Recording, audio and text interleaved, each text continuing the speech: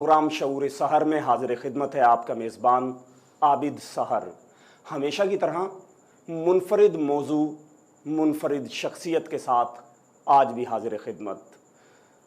दुनिया भर में मुख्तलिफ़ अफराद मुख्तलिफ़ किस्म की हॉबीज़ रखते हैं। बहुत सारे अफराद के मुख्तलिफ़ मशगले हैं। बहुत सारे अफराद ऐसे हैं कि जो डाक टिकट्स कलेक्ट करने में अपना सानी नहीं रखते। बहुत सारे अफराद कॉइन्स जमा करना उनकी हॉबी है। कुछ अफराद ऐसे हैं कि जो बॉल पेन्स जमा करते हैं।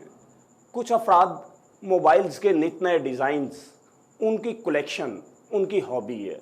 मुख्तलिफ़ औकात में मुख्तलिफ़ अफराद मुख्तलिफ़ किस्म की हॉबीज़ के हामिल रहे। आज हम इंट्रोड्यूस करवाने जा रहे हैं एक बहुत प्यारी सी शख्सियत जिनका मशगला करेंसी नोट जमा करना है।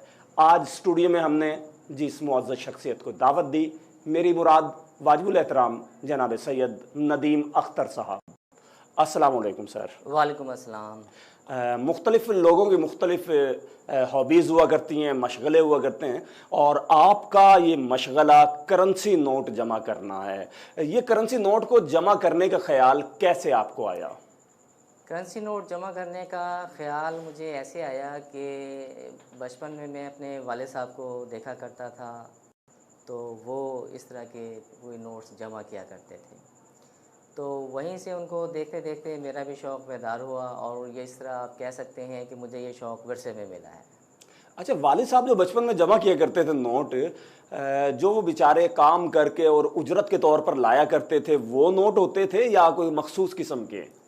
नहीं, वही जब क्योंकि मेरे वालिद जो थे वो गवर्नमेंट सर्वेंट थे और उनको जो तनख्वाह मिलती थी तो उसमें अमूमन जो थे वो नए नोट भी आ जाया करते थे। तो उसमें से जो नए नोट अच्छी हालत में होते थे और उसमें से वो उसको डिज़ाइन वाइज जमा करते थे। तो इस तरह मुझे भी इसका शौक़ पैदा हुआ और नए नोट या तो हमें ईद के मौके पे मिला करते थे और बाज़ औक़ात जो है तनख्वाह के साथ जो वालिद साहब को मिला करते थे तो वो फिर हमें जेब खर्च के लिए दिया करते थे। तो इस तरह से फिर हमारा ये शौक़ बेदार हुआ और आहिस्ता आहिस्ता हमने इस पे स्टार्ट लिया और इस तरह से हमारा ये शौक़ आगे बढ़ा। शाह साहब, ये नए नोटों का आपने जो तज़किरा किया, जी। आप बिल्कुल वजह फरमा रहे हैं कि बचपन में हमें याद है कि ईदी के तौर पर मिला करते थे और हम बहुत ज़्यादा खुश हुआ करते थे। या इसके साथ साथ एक और जो रिवायत हमारी देरीना रिवायत रही है वो ये कि शादी वगैरह के जो फंक्शंस हुआ करते थे वहाँ दूल्हा को जो हार डाला करते थे उसमें भी नए नोटों पर वो हार मबनी हुआ करता था, नए नोटों के साथ हार बनाया जाता था। तो उस हवाले से आप क्या कहना पसंद करेंगे? आपने बजा फरमाया है। ये जो रिवाज कह लें, रिवायत कह लें, सिर्फ़ और सिर्फ इंडिया और पाकिस्तान में देखने को मिलती है। इन दो ममालिक के अलावा और कहीं ऐसा देखने को नहीं मिलता कि शादी ब्याह की तकरीबात में हम लोग नोटों को, करेंसी नोटों को, नए करेंसी नोटों को से जो हार बनाकर वो पहनते हैं या इस्तेमाल करते हैं ईद अपने शादी के मौके पर। तो इसकी वजह से बहुत सारे करेंसी शाह साहब, नोट। मुख्तलिफ़ इलाक़ों में मुख्तलिफ़ मकामात पर मुख्तलिफ़ रिवायात हुआ करती है। जी आप फरमा रहे हैं कि ये हमारे यहाँ ज़्यादातर पाकिस्तान और हिंदुस्तान में ये चीज़ जी सामने आई जी। है, तो ये एक खूबसूरत रिवायत है, आप समझते हैं? मैं इसको खूबसूरत रिवायत तो नहीं कह सकता। इसमें जस्ट ये है कि पैसे की नुमाइश, इसका पहला जो मुझे समझ में आता है कि पहला जो तरीका है वो इसको पैसे की नुमाइश है। और लेकिन इसका नुकसान ये है कि इस तरह जो नोट हैं और उनके ऊपर जो तहरीरें हैं या जो नोटों का एक मुल्क का वक़ार या उसका तशख़्ख़ुस होता है वो मजरूह होता है। यानी इसका मतलब मैं ये समझूं कि आप इसके फेवर में बिल्कुल नहीं हैं कि करेंसी नोटों को हार में इस्तेमाल किया जाए, क्या आप यही फरमा रहे हैं? जी बिल्कुल, बिल्कुल। इसकी वजह शादी? इसकी वजह ये है कि जैसे हर मुल्क का एक तशख़्ख़ुस उजागर करने में करेंसी नोट एक अहम किरदार अदा करते हैं, किसी मुल्क की नुमाइंदगी करते हैं तो उसका तशख़्ख़ुस उजागर करते हैं। जब हम करेंसी नोटों को तरोड़ मरोड़ कर और डिज़ाइनिंग के साथ और स्टेपल करके और उसमें सुराख करके जब नोटों के हार की शक्ल उसमें देंगे तो उनमें सारे नोट वो बदनुमा हो जाते हैं और काबिल इस्तेमाल तो रहते हैं, लेकिन उनका जो एक तशख़्ख़ुस है मुल्क की वो ख़राब हो जाता है। यानी आप ये कह रहे हैं कि जब हम स्टेप्स करते हैं उन नोटों को, उनमें पिनें लगाते हैं या उनको में पिरोया जाता है, तो उससे करेंसी नोटों का लाइफ टाइम जो है वो कम हो जाता है लाइफ टाइम भी बिल्कुल कम हो जाता है उनका, और उनकी खूबसूरती मांद पड़ जाती खूबसूरती है। मान पड़ जाती है। अच्छा, ये चीज़ जो आप इस वक्त यहाँ फरमा रहे हैं स्टूडियो में बैठकर, ये कानूनी हवाले से भी इसके हवाले से कुछ फरमाना पसंद करेंगे आप? हाँ बिल्कुल, गवर्नमेंट ऑफ पाकिस्तान ने इसके ऊपर पाबंदी लगाई थी। कुछ लोग अपनी नोटों के ऊपर तहरीर भी किया करते थे। मुख्तलिफ़ किस्म की तहरीरात हमारे सामने आई हैं इसमें। तो कुछ जो थे उसमें तारीफ़ी कलमात लिखे होते थे, कुछ में नारे लिखे होते थे, कुछ इस तरह की तहरीरें हमें नोटों पर मिलती थीं। लेकिन गवर्नमेंट ऑफ पाकिस्तान ने कुछ अर्सा पहले ही इसके पे पाबंदी लगाई है ताकि नोटों का मुल्क की शख्सियत उजागर हो, तशख़्ख़ुस उजागर हो और इसका तशख़्ख़ुस बहाल रहे। तो इसलिए पाबंदी लगाई इसके ऊपर, और अब with the passage of time ये चीज़ कम होती आ रही है। और इस सिलसिले में आर्कियोलॉजी एंड हिस्ट्री प्रमोटर्स ने भी एक मुहिम शुरू की थी, जिसके खातिर ख़्वाह नताइज ये निकले कि अब लोगों में आहिस्ता आहिस्ता ये शऊर बेदार होता जा रहा है कि उनको ऐसा नहीं करना चाहिए। अपने मुल्क के तशख़्ख़ुस को बरकरार रखने के लिए ये बहुत ज़रूरी है। और with the passage of time लोगों में ये शऊर आ रहा है और मेरा ख़्याल है कि अब ये आइंदा हमें बहुत कम देखने को मिलता है। शाह साहब, ये जो आप नोट जमा करते हैं, कलेक्शन आपके पास मौजूद है, बहुत उम्दा सी कलेक्शन, इसका आगाज़ कहाँ से हुआ और किस टाइम पीरियड के नोट आपने शुरू में रखे, इसकी तरतीब क्या है?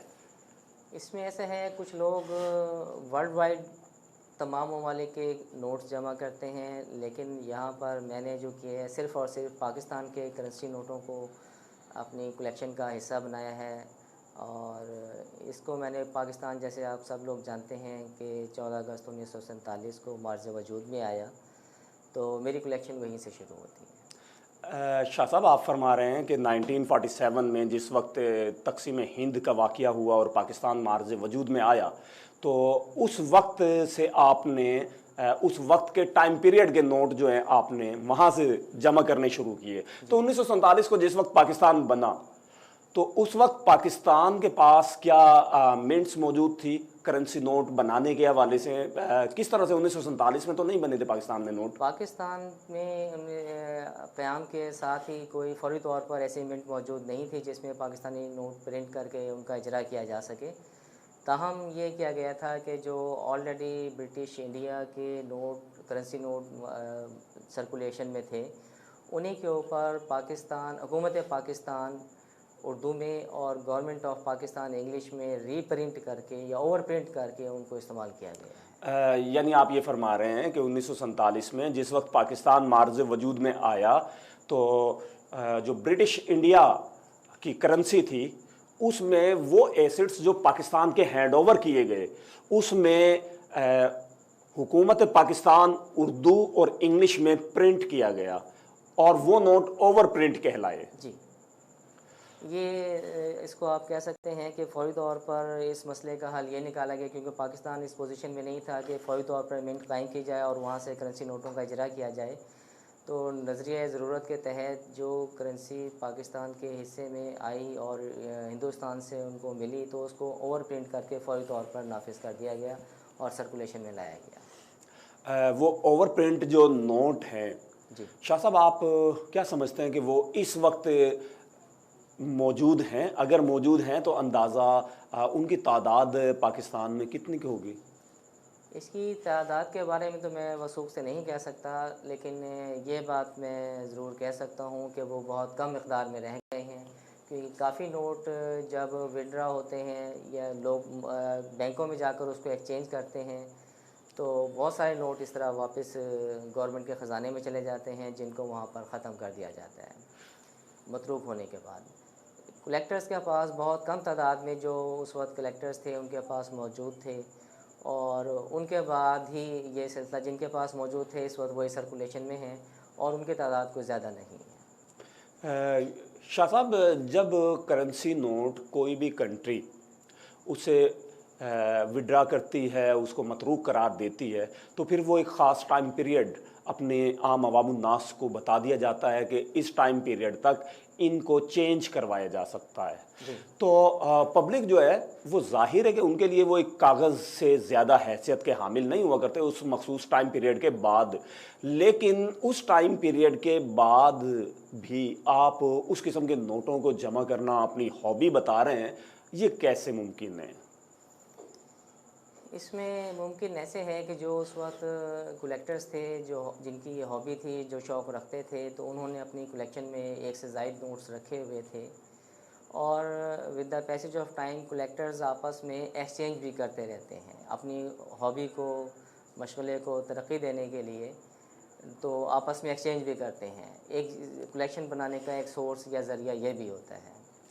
तो इसी वजह से जो उस वक्त नोट कलेक्टर्स के पास एक से इजाफ़ी नोट्स थे या इजाफ़ी चीज़ें थीं, तो वो उन्होंने एक्सचेंज के ज़रिए बाकी कलेक्टर्स तक भी पहुँची हैं। शाह साहब, ओवर प्रिंट जो नोट हैं,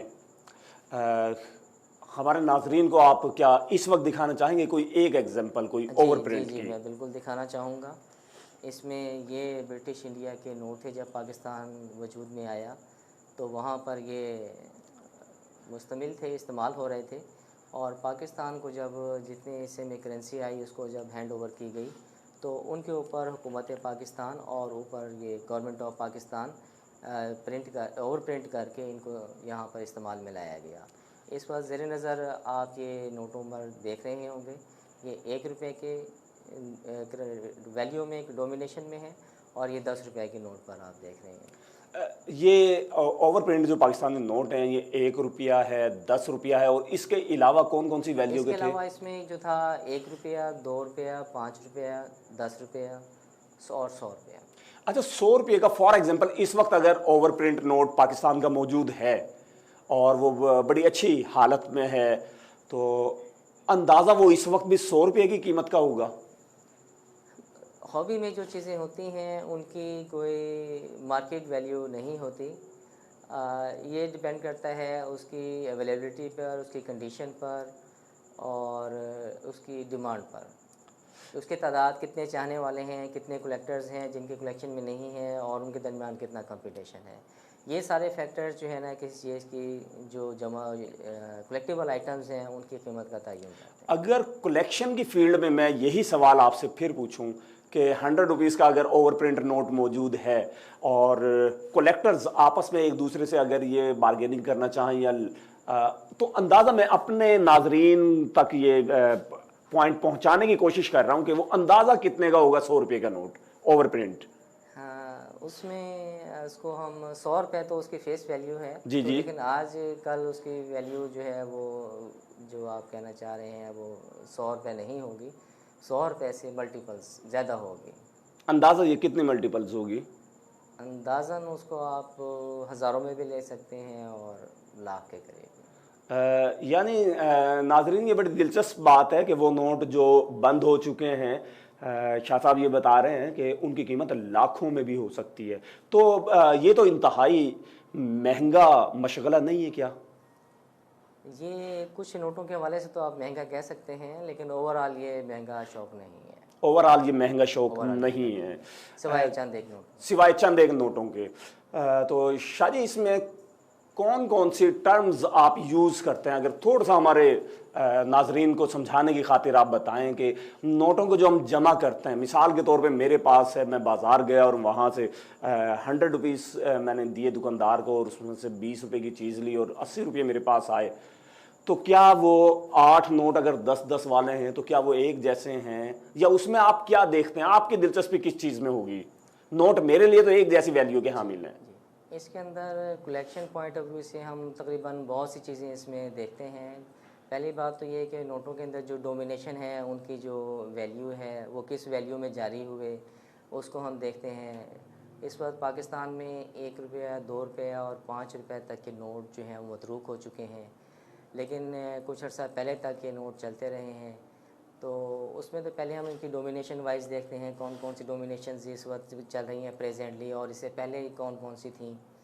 जो कलेक्टर्स हैं वो फिर तयन करते हैं कि हम अपनी कलेक्शन का आगाज़ कहाँ से करें, इस वक्त कौन कौन से नोट अवेलेबल हैं। और दूसरी बात जहाँ तक आपने की, इसके अंदर जो मज़ीद ज़्यादा टर्म यूज़ हो रही हैं, जब हमें नोट हमारे हाथ में आता है जो परफेक्ट न्यू नोट होता है, बैंक से कॉपी की शक्ल में आता है और हम लेते हैं। जैसे अभी हमने जिक्र किया कि ईदी के मौके पे हमें नए नोट मिला करते थे, या शादी ब्याह के मौके पे नए नोट हमें नज़र आते हैं। तो इसी तरह गवर्नमेंट ऑफ पाकिस्तान भी ईद के मौका पर नए करेंसी नोटों का इजरा करती है। जो ये नए इस तरह के नए नोट होते हैं जो जिनके ऊपर कोई ख़म नहीं होता, कोई शिकन नहीं होती, उसको हम आम तौर पे टर्म यूज़ करते हैं UNC, UNC currency note, uncirculated uncirculated currency note. Uncirculated currency note, जिसको हम यूएनसी कहते हैं। तो यानी आप ये कहना चाह रहे हैं कि वो नोट जो यूएनसी होंगे, अच्छी हालत में होंगे, उनकी वैल्यू ज़्यादा होगी कलेक्शन में, कलेक्टर्स के पॉइंट ऑफ व्यू एज से, compare to use as compare to use Currency में। notes। सही। अच्छा, अगर कोई एक नोट हम अपने सामने रखते हैं, उस नोट के ऊपर अगर हम देखें तो कौन कौन से ऐसे पॉइंट्स हैं जो आप ज़्यादा दिलचस्पी जिसमें समझते हैं और क्यों? उसमें हम ये देखते हैं कि एक जो उसके ऊपर सिग्नेचर्स हैं गवर्नर ऑफ स्टेट बैंक के, वो किसके सिग्नेचर्स हैं। यानी एक तो गवर्नर्स के जो सिग्नेचर हैं वो इंतहाई अहमियत के हामिल हैं, क्योंकि वक्त के तकाज़ों के साथ साथ मुख्तलिफ अदवार में मुख्तलिफ जो गवर्नर्स हैं वो तैनात होते रहे और उनके दस्तखत के हामिल नोट मार्केट में आते चले गए। तो एक तो वो देखते हैं कि ये नोट, इसके ऊपर साइन किस गवर्नर के हैं। सबसे पहली बात तो ये हो गई है जी। और दूसरी बात, और पहली बात हम ये देखते हैं कि वो कंडीशन क्या है, उसकी यूएनसी है। दूसरा हम उसमें देखते हैं इसमें सिग्नेचर किस गवर्नर के हैं। और तीसरा हम उसमें ये देखते हैं जैसे कि 2005 से पाकिस्तानी करेंसी नोटों के ऊपर ईयर प्रिंट होना शुरू हो गया। सही। तो अब जो कलेक्टर्स के लिए थोड़ा सा मुश्किल भी हो गया और टफ भी हो गया, वो अपनी कलेक्शन में हर इशू होने वाले ईयर के नोट अपनी कलेक्शन में रखते हैं। यानी पाकिस्तानी करेंसी नोट के ऊपर सन भी अब प्रिंट किया जाने लगा है 2005 से। अच्छा, 2005 से लेकर अब हर साल किस साल का करेंसी नोट है, साइड पर हुकूमत पाकिस्तान ने सन भी प्रिंट करना शुरू कर दिया है। तो 2005 से पहले सन नहीं था? उससे पहले सन नहीं था। तो उससे पहले किस टाइम पीरियड से बिलोंग करते थे ये नोट? अगर ये हमने जानना हो तो फिर हमारे पास कौन सा मियार है? इसके लिए हम आमतौर पर कैटलॉग्स अवेलेबल हैं इस वक्त यहाँ पाकिस्तान में भी, और गैर मुल्की कैटलॉग्स करेंसी नोटों की, उसकी मदद से फिर हम ये पता करते हैं। जो सीनियर कलेक्टर्स हैं जब आपस में डिस्कशन करते हैं, तबादला ख्याल करते हैं मालूमात के हवाले से, और गवर्नर्स के सिग्नेचर तो ऑलरेडी मौजूद होते हैं, उससे बहुत आसानी हो जाती है कि किस गवर्नर के हैं, वो गवर्नर कौन से टाइम में यहाँ मौजूद थे इस सीट पर। सही। अच्छा, सही। एक तो ये देखेंगे हम कि करेंसी नोट की पोजीशन क्या है, क्या वो यूएनसी है, अनसर्कुलेटेड करेंसी है, या वो यूज्ड में है। अच्छा, यूज्ड में क्या इसमें भी मुख्तलिफ कैटेगरीज हैं? जी, इसमें भी मुख्तलिफ कैटेगरीज हैं जो बिल्कुल जैसे अनसर्कुलेटेड है और उसके बाद थोड़ा सा कोई शिकन आ रही है उसके अंदर, या थोड़ा सा फोल्डेड है, या वन टाइम वो इस्तेमाल हुआ है, वो in one hand to other hand, one step, उसको हम AUNC कहते हैं। AUNC mean almost uncirculated. सही। तो ये UNC के बाद की ग्रेडिंग है, और उसके बाद फिर दर्जा बदर्जा ऐसी ग्रेडिंग होती है, जो आखिर में जाके जो बहुत ज़्यादा यूज्ड में आ जाता है, बहुत ज़्यादा इस्तेमाल शुदा हालत में उसकी कंडीशन ख़राब हो जाती है, तो उसको हम ऑलमोस्ट यूज्ड। शायद सोशल मीडिया पर बहुत सारी इस किस्म के अकाउंट्स मौजूद हैं कि जो मुख्तलिफ़ किस्म के करेंसी नोट्स को शो करते हैं आम अवामुन्नास को, और वो मुख्तलिफ तहरीरें लिखते हुए एक लफ्ज़ यूज़ कर रहे हैं, एज़ पर इमेज। जी, ये एज़ पर इमेज से क्या मुराद है?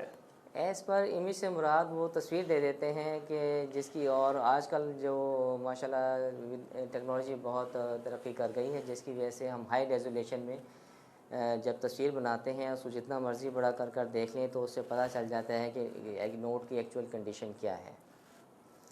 तो उससे हमें उसका अंदाज़ा हो जाता है कि क्या कंडीशन है और इस प्राइस में ये हमें जो मिल रहा है वो ठीक है या नहीं। हमें फ़ैसला करने में ज़रा उसकी सहूलत। सही। करेंसी नोटों के हवाले से नाज़रीन ने एक तो ये देखा जाता है कि वो AUNC है या UNC है, उसकी किस किस्म की सूरत हाल है नोट की बज़ाहिर। इसके साथ एक ये चीज़ देखी जाती है कि उस पर सिग्नेचर किस गवर्नर के मौजूद हैं।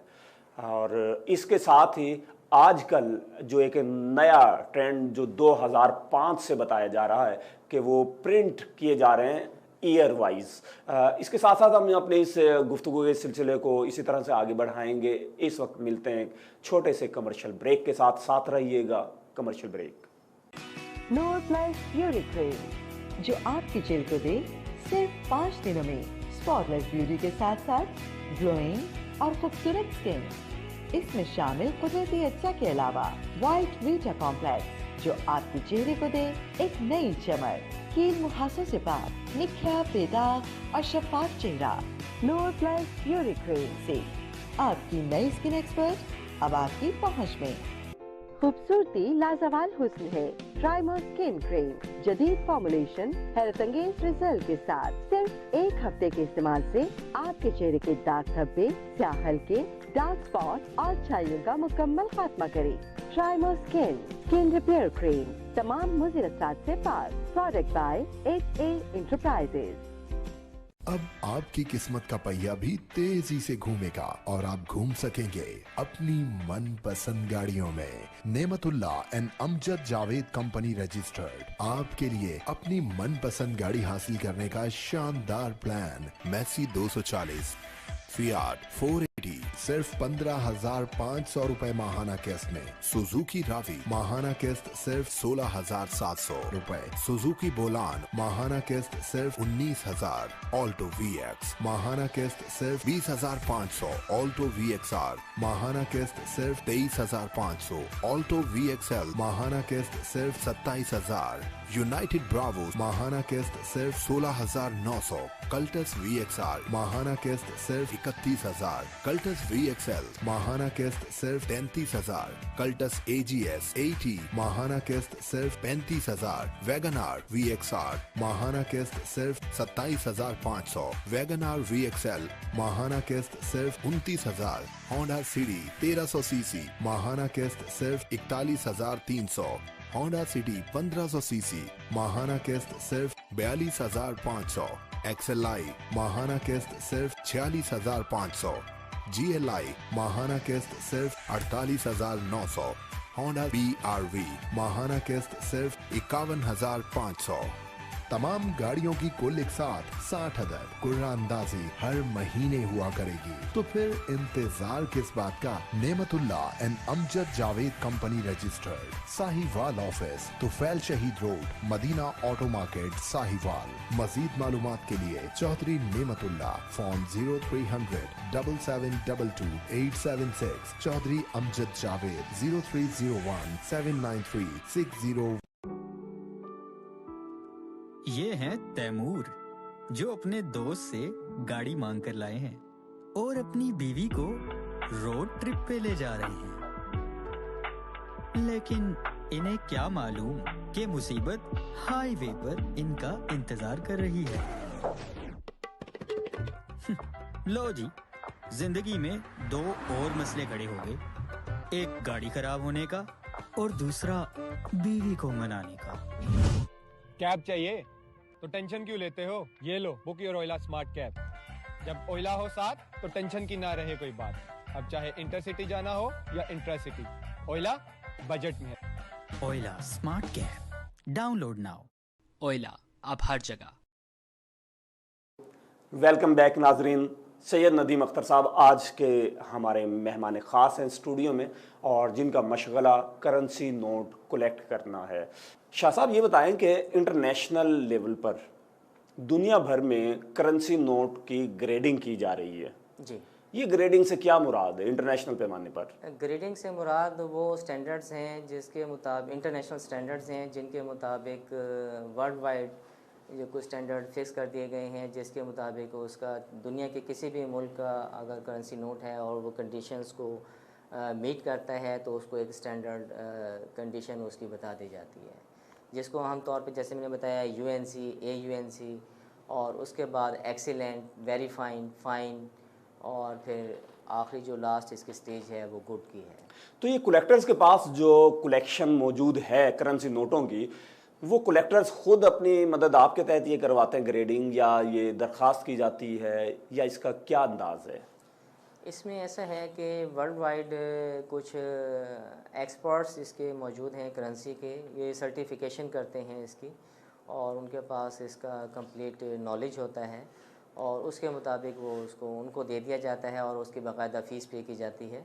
उसके बाद वो इसकी इंटरनेशनल स्टैंडर्ड्स के मुताबिक इसकी जो है वो सर्टिफिकेशन करते हैं और साथ ही उसकी ग्रेडिंग डिटरमिन करते हैं। सर्टिफिकेशन किस अंदाज में होगी, यानी वो कोई मार्किंग करेंगे उसकी या क्या करेंगे, उसमें नंबर्स ये है देंगे कि उसको? उसमें यह है कि उस नोट के साथ उनका एक छोटा सा सर्टिफिकेट होता है जो पैकिंग के साथ ही उसको एंडोर्स कर देते हैं, जिसके अंदर उसमें लिखा होता है कि इसके कितने पर ये एक्सीलेंट है, फ़ाइन है, वेरी फ़ाइन है, गुड है, ये कंडीशन दे देते हैं, और साथ ही उनकी परसेंटेज आ रही होती है। ये सर्टिफिकेशन का जो सिलसिला है आप बता रहे हैं दुनिया भर में इस तरह से सर्टिफिकेशन की जाती है, क्या पाकिस्तान में भी कोई इदारा मौजूद है? पाकिस्तान में फ़िलहाल ऐसा कोई इदारा मौजूद नहीं है। यानी पाकिस्तान भर में ऐसा कोई इदारा इस वक्त तक मौजूद नहीं है। आप आज यहाँ क्या पैगाम देना चाहेंगे हमारे स्टूडियो से? इसमें ये है क्या होना चाहिए? इसमें होना चाहिए, और इसमें मैं समझता हूँ कि स्टेट बैंक जो है बड़ा अहम किरदार अदा कर सकता है, क्योंकि वो उनके पास सारा इसका रिकॉर्ड मौजूद होता है, और उनके पास एक्सपर्ट, उनसे ज़्यादा एक्सपर्ट लोग नहीं हो सकते।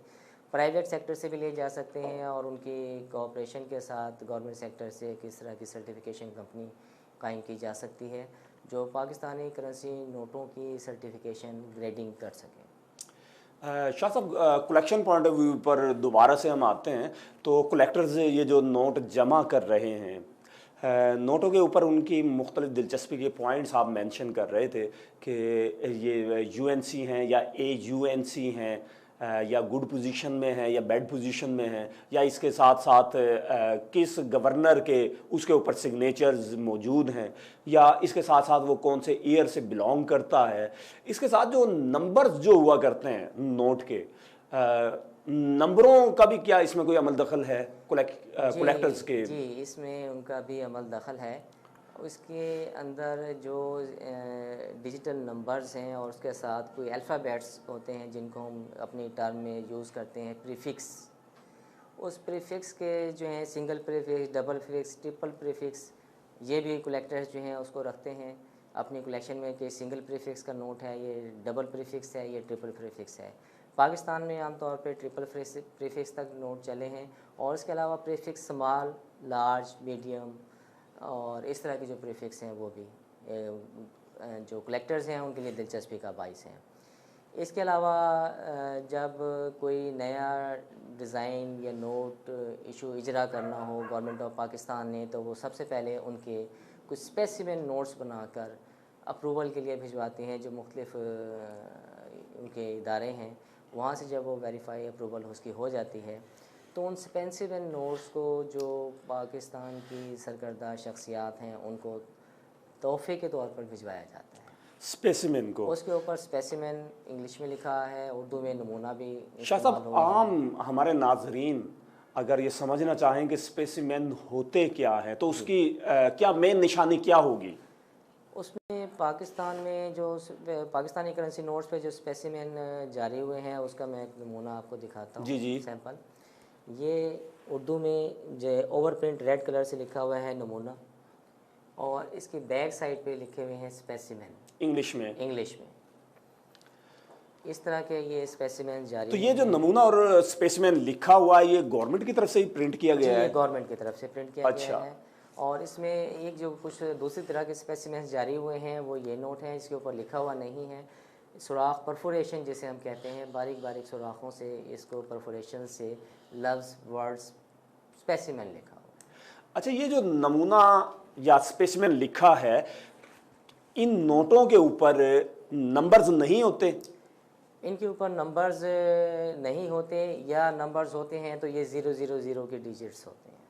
यानी ये 0000। नाजरीन, ऐसे नोट भी आपने शायद देखे हों किसी के पास कि करेंसी नोट है, सही है, फेक नहीं है, फोर्जरी नहीं है, लेकिन उसके ऊपर जो नंबर हमें मिल रहा है वो 0000000। इससे मुराद स्पेसिमेन है और ये इंतहाई कीमती नोट के हैं, इनकी कीमत बहुत ज़्यादा है। शाह साहब, जो कलेक्टर्स हैं इन तक ये नोट कैसे आते हैं?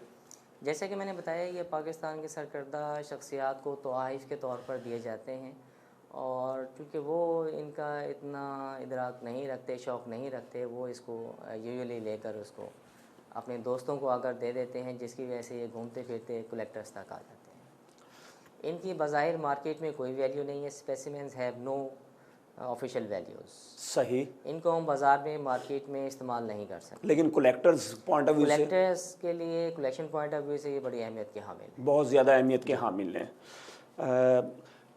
इसमें शाह साहब ये बताइएगा कि ये जो नंबर्स आपने फरमाया कि मुख्तलिफ नंबर्स जो मुख्तलिफ नोटों पर हुआ करते हैं बहुत ज़्यादा अहमियत के हामिल होते हैं जी। एक टर्म मैंने कलेक्शन पॉइंट ऑफ व्यू से बारहा सुनी कि बॉडी गार्ड नंबर। ये बॉडी गार्ड नंबर क्या टर्म है?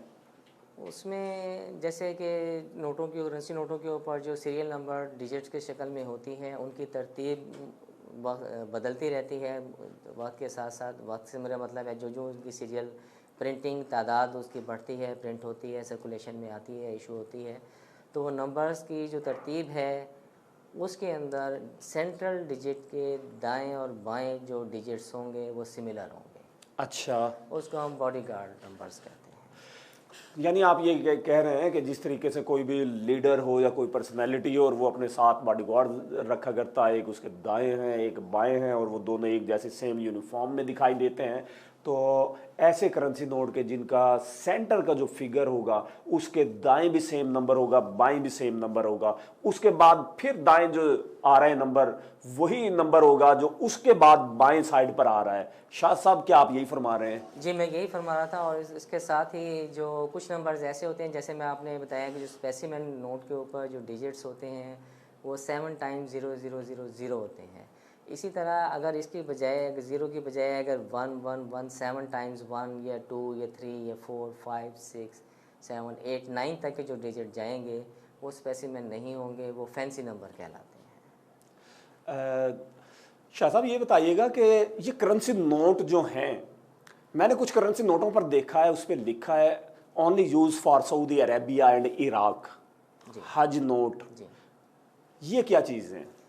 उसमें ऐसा था कि पाकिस्तान के तकरीबन कोई 3 दहाइयों तक इस तरह के नोट चलते रहे हैं कि जो स्पेशली हज पर जाने वाले लोगों को गवर्नमेंट ऑफ पाकिस्तान प्रोवाइड करती थी और वो वहाँ पर उसको इस्तेमाल करते थे सऊदी अरब में। बाद में वो सऊदी अरब से सारे नोट इकट्ठे करके गवर्नमेंट के ज़रिए फिर उसको एक्सचेंज कर लेते थे। यानी आप ये फरमा रहे हैं कि जो हुजाज कराम यहाँ से पाकिस्तान से जाया करते थे सऊदी अरेबिया, हुकूमत पाकिस्तान उनको मखसूस करेंसी दिया करती थी, वो करेंसी हुआ करती थी पाकिस्तान की। लेकिन आम करेंसी में और उस करेंसी में जो फ़र्क हुआ करता था, जो डिफ्रेंशिएट था, वो ये था कि उस करेंसी के ऊपर वाज़ेह तौर पे हज नोट लिखा होता था। उर्दू में हुआ करता था शाह साहब, ये वो उर्दू में भी था और इंग्लिश में भी उसकी तहरीर होती थी। और दूसरी बात ये है कि उन नोटों का डिज़ाइन तो पाकिस्तानी नोटों के डिज़ाइन के मुताबिक ही होता था, अलबत्ता उसके कलर चेंज हुआ करते थे। इसकी एग्जांपल मैं आपको दिखा सकता हूँ। ये नोट्स, यानी ये तीनों जो हैं ये हज नोट हैं, हज नोट्स, इनके ऊपर लिखा हुआ भी है हज नोट और हुआ इनका कलर भी आम करेंसी नोट की निस्बत मुख्तलिफ है। मुख्तलिफ कलर्स हैं। अच्छा, वो हुजाज कराम जब ये नोट लेकर जाया करते थे सऊदी अरेबिया, वहाँ ये नोट उनको हैंड ओवर कर दिया करते थे और वहाँ से वो रियाल ले लेते थे। नहीं, रियाल नहीं, हाँ रियाल लेकर वहाँ पर वो चीज़ें इस्तेमाल कर लेते थे और बाद में वही करेंसी और फिर वहाँ की गवर्नमेंट वही करेंसी हमारी गवर्नमेंट को वापस हैंड ओवर कर दिया करती थी, एक्सचेंज कर दिया करती थी। ये सिलसिला तकरीबन 3 दहाइयों तक जारी रहा। तो इनको हज नोट का नाम दिया। हज नोट जो है ये कलेक्टर्स के लिए कितनी ज़्यादा अहमियत के हामिल है? करेंसी नोटों की कलेक्शन में जो कलेक्टर्स हैं उनके लिए तो ज़रा सा भी कोई पहलू दिलचस्पी का आता है तो ये बड़ी अहमियत का हामिल होता है। और इसमें तो ये एक बहुत बड़ा पहलू था कि इसके ऊपर ओवर प्रिंट हज नोट किया हुआ था और कलर वेरिएशन था। और पाकिस्तान आम तौर पर करेंसी एक मुल्क की करेंसी एक मुल्क में ही इस्तेमाल होती थी, लेकिन इसमें खुसूसी बात ये थी कि ये इशू यहाँ से होता था और इस्तेमाल सिर्फ वहीं हुआ करता था, सऊदी अरब में। यानी ये एक इंतहाई दिलचस्प बात है, दिलचस्प पॉइंट ऑफ व्यू है कि जिस मुल्क की करेंसी है उस मुल्क में इस्तेमाल नहीं हुआ करती थी, बल्कि उस मुल्क की हुकूमत के बिहाफ पर दूसरा मुल्क उसको इस्तेमाल किया करता था। ये एक बड़ी दिलचस्प बात सैयद नदीम अख्तर साहब ने हमें हमारे नाजरीन को बताई। तो शाह साहब, ये जो नंबर्स हुआ करते हैं नोटों पर मुख्तलिफ, इसमें बहुत ज़्यादा दिलकश बाजू का चार्मिंग के हामिल नंबर्स हुआ करते हैं, सेम नंबर्स वगैरह चला करते हैं, इनके हवाले से क्या फरमाएंगे आप? इसमें एक टर्म यूज़ करते हैं हम, रिपीटर। उसमें कुछ नंबर्स ऐसे हैं जो बार बार उसमें रिपीट होते हैं, 01 01 01 12 12 12, इस तरह के जो नोट्स हैं वो रिपीटर्स नंबर कहलाते हैं। और इसमें इसी तरह के थोड़ा सा एक और इसमें एक पहलू भी है नंबर्स के अलावा, करेंसी के नोटों के ऊपर नंबर्स के हवाले से हॉली नंबर्स का है। तो इसमें जो लफ्ज़ 786 है, इस्लामी नुक्ता नज़र से हम उसको इस्लामिक नंबर डिजिट ख्याल करते हैं। जो करेंसी नोटों के ऊपर आता है, चाहे वो शुरू में आ जाए या आखिर में या सेंटर में, तो वो नोट्स भी जो इनके ऊपर 786 लिखा हुआ आ रहा है, तो वो कलेक्टर्स के लिए बड़ी अहमियत के हामिल होते हैं। और फैंसी नंबर से क्या मुराद लेते हैं आप? फैंसी नंबर से मुराद के एक ही नंबर मुसलसल अगर तसलसल में आ रहा है तो उसको हम फैंसी नंबर्स कहते हैं। नाजरीन, यहाँ हमारे इस प्रोग्राम का वक्त कंप्लीट हुआ चाहता है। मैं सैयद नदीम अख्तर साहब से ये इल्तमास करूँगा कि आज एन न्यूज़ के प्लेटफॉर्म से आम अवामुन्नास को अगर कोई पैगाम देना चाहें तो वो पैगाम आपकी तरफ से क्या होगा? एन न्यूज़ के तवस्सुत से मैं अपने पाकिस्तानी भाइयों से ये गुजारिश करूँगा कि पाकिस्तानी करेंसी नोट के ऊपर कोई तहरीर दर्ज ना करें और इसका इस्तेमाल वही रखें जो आम इस्तेमाल के लिए है। और इसको जैसे मैंने बताया कि हारों में इस्तेमाल करना, तोड़ना मरोड़ना, जानबूझ के उसकी इमेज को ख़राब करना, ये इसके पाकिस्तान की जो है करेंसी नोटों के हवाले से उसके तशख़्ख़ुस को बहाल रखें, क्योंकि दुनिया में कहीं भी इस चीज़ को पसंद नहीं किया जाता और ना वहाँ पर यह रिवायत है। ये रिवायत सिर्फ हमारे लोगों में थी और मैं समझता हूँ ये कम इल्मी की वजह से थी, लेकिन जो हमारा ये पैगाम जाएगा तो उम्मीद है कि लोग इसका अच्छा रिस्पांस देंगे। नाजरीन, ये थे सैयद नदीम अख्तर साहब जो बड़ा दिलकश और ख़ूबसूरत ये पैगाम दे रहे थे कि पाकिस्तानी करेंसी नोटों के ऊपर किसी किस्म की तहरीर आम अवामुन्नास को चाहिए कि बिल्कुल ना लिखें। पूरी दुनिया भर में इस किस्म के वाक़यात मुख्तलिफ़ औकात होते रहे कि वो वहाँ के लोग अपनी करेंसी नोट के ऊपर तहरीर करते रहे। शायद यही वजह थी कि दुनिया भर में इस वक्त बहुत सारे ममालिक की तादाद ऐसी है कि जो प्लास्टिक नोटों का आगाज़ कर चुकी है और उनको पॉलीमर करेंसी नोट कहते हैं। लेकिन इसके बावजूद यहाँ पाकिस्तान में अभी तक पॉलीमर करेंसी नोट का इजरा अमल में नहीं आया। एन न्यूज़ के प्लेटफॉर्म से ये पैगाम देना चाहेंगे कि पाकिस्तान में भी पॉलीमर करेंसी नोट का इजरा अमल में आना चाहिए। और पाकिस्तान के जो करेंसी नोट हैं, पूरी दुनिया की तरह दो तरह के करेंसी नोट हुआ करते हैं।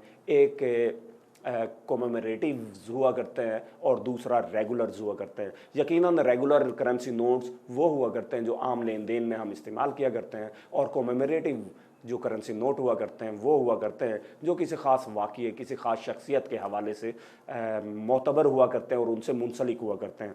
पाकिस्तान में करेंसी नोटों की तारीख़ में सिर्फ़ और सिर्फ एक करेंसी नोट ऐसा है जो यादगारी कहलाता है, और वो 5 रुपये का करेंसी नोट है, और उसकी बैक पर सरज़मीन मदीनतुल औलिया मुल्तान शरीफ का जो खूबसूरत एक मज़ार किला कोना कासिम बाग पर वाक़िया है, हज़रत शाह रुकन आलम रहमतुल्लाह अलैह के मज़ार की पिक मौजूद है।